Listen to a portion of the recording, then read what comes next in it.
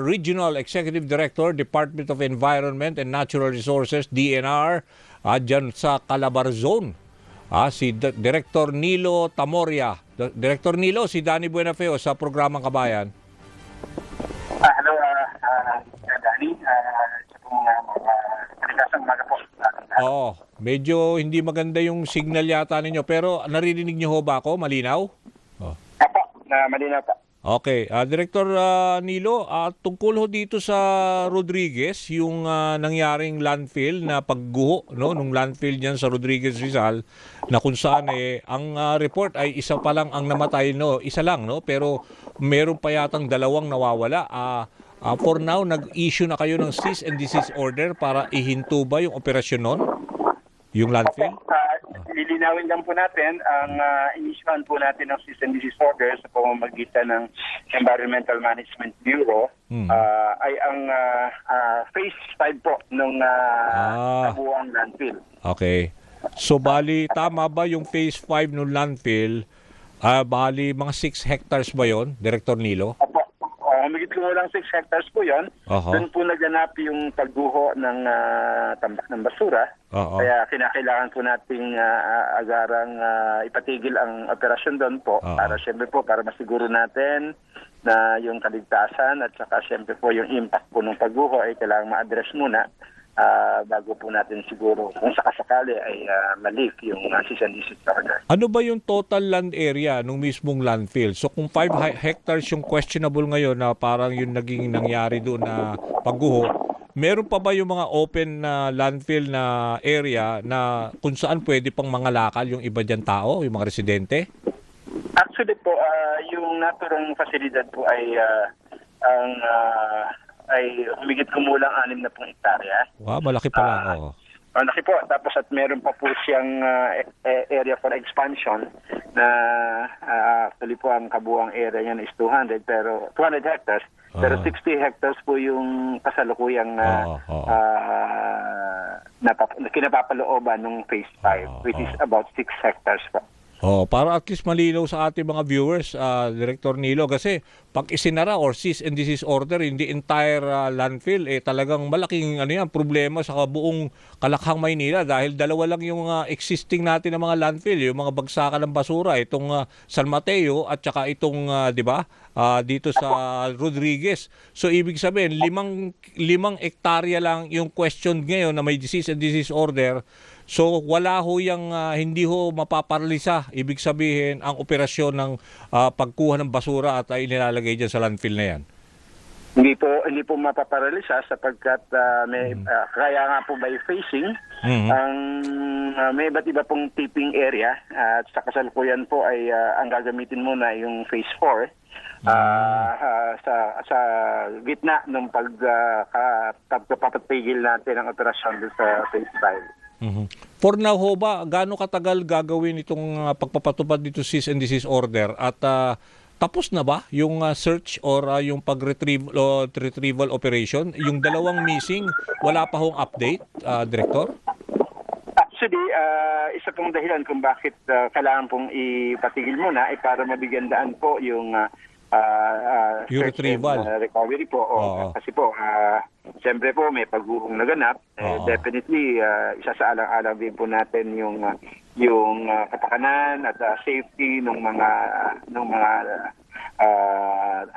taong nagsasagawa o mga tanggapan na nagsasagawa ng search and rescue or search and recovery effort. Ano po?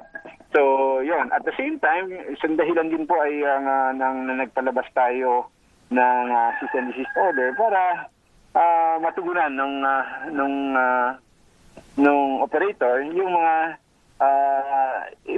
ibang ang naging dahilan ng pagguho at inaalam natin batay dun sa mga kondisyon na nakalapat po dun sa Environmental Compliance Certificate na in-issue para sa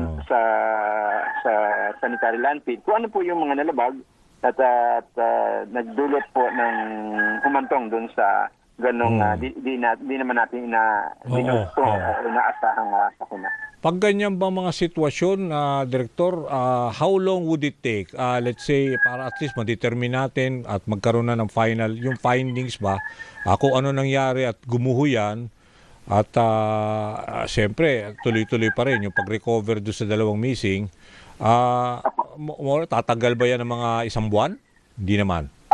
Depende po dun sa agad-agad po after po nung ma-issue natin yung CDO nung Martes, ay in-schedule na po yung technical conference para po batay dun sa initial na resulta ng investigasyon ng EMB. At ihaharap po yun dun sa kabilang panig yung operator po, at para sa bahagi naman nila ay magbigay ng kanilang assessment kung bakit naganap yon, at the same time ipaliwanag kung bakit hindi kailangang tumagal ang pagpapasara. At the same time, mapag-usapan at mapagkasunduan yung mga mitigating measure na para hindi na po maulit yung mga ganong mga insidente. Bali, Director Nilo, po, nagganap ang technical conference at inaantay lang po natin yung resulta ng technical conference. Okay, sige, importante yung findings nun. Anyway, di ba yung unang claim nitong Kadama, yung grupo doon ng mga ngalakal, 50 daw yung natabunan eh. Pero ano ito, dinidispute nyo, hindi totoo? Actually, siyempre yung mga impormasyon ng gano'n ay kailangang ma-validate. At siyempre ang may pangunahin pong nag-responde doon, siyempre yung lokal na pamahalaan sa pamamagitan ng kanilang municipal. Anong claim nila? Ilan? MDRMO.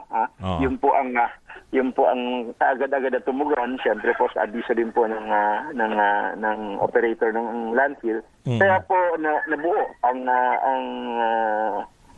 bilang ng talagang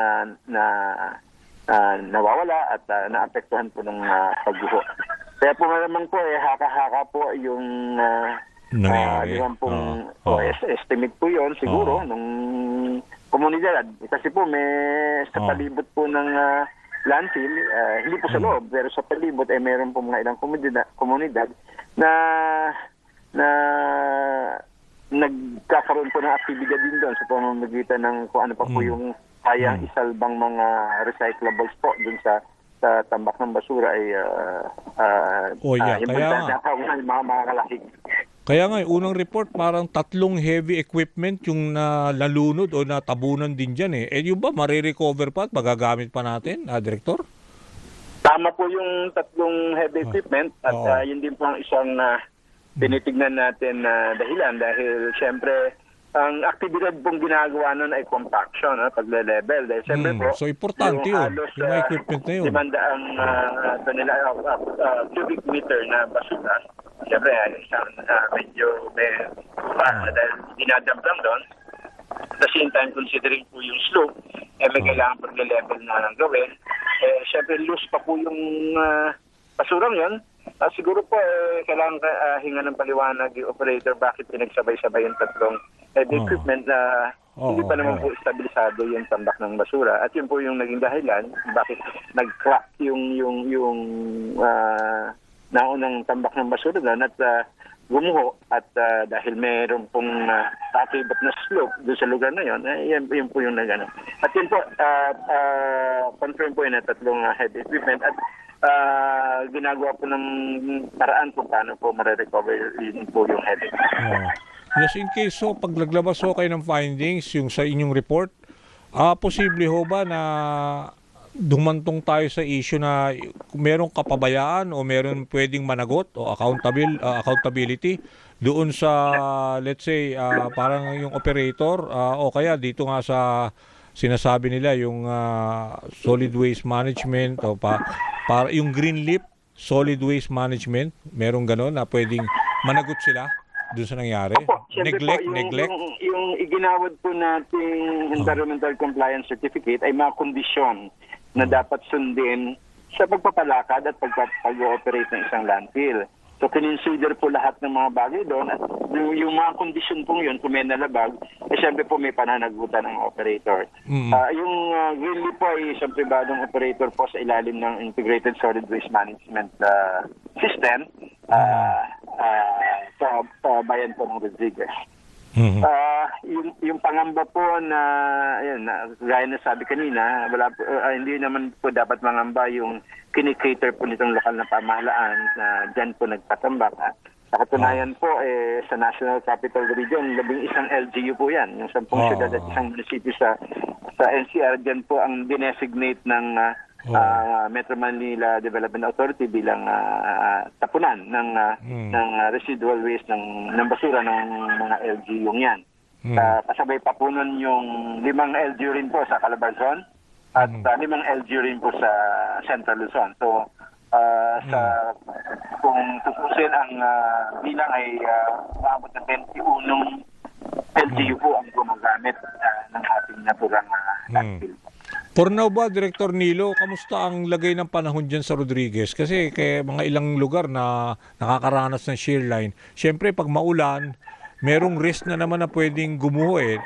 Dyan sa 5 kilometers na sinasabi nyo na area kung saan yung yung kung saan sinasagawa itong cease and desist order, sigurado ka bang walang off limits, wala nakakapasok ng mga ngalakal na posibleng maka-penetrate sa lugar?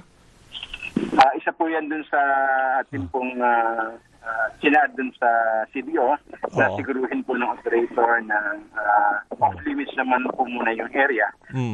Maliban dun sa aktibidad ng search and recovery. Maganda ba yung kondisyon ngayon ng panahon? Papa-stabilize po ng slope para po sakasakali man magkaroon po ng tropical depression o sama ng panahon na magbabagsak ng ulan dyan sa bahagi yan ay stabilisado po.